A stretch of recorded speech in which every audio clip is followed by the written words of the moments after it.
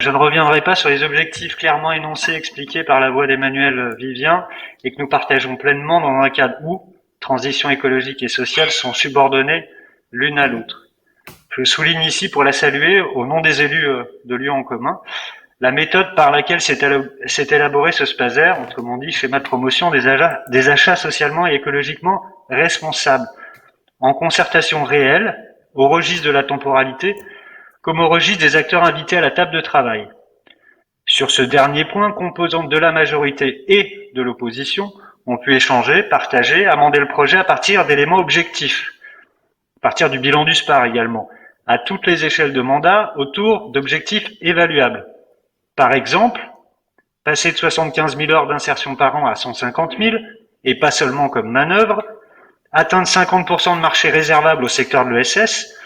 doubler le nombre de marchés réservés au secteur protégé du handicap, pour proroger la thématique qui nous occupait en SICA,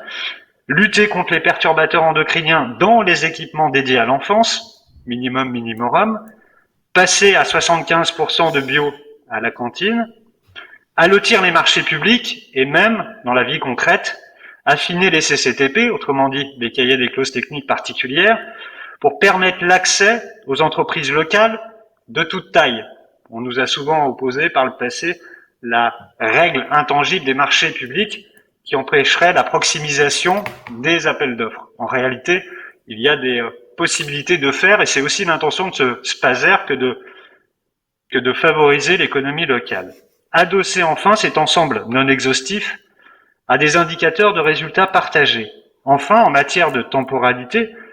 concertation réelle parce que le travail s'est élaboré dans le cadre du plan de mandat, évidemment, mais avant que ces orientations ne soient établies, avant que ces axes ne deviennent des invariants.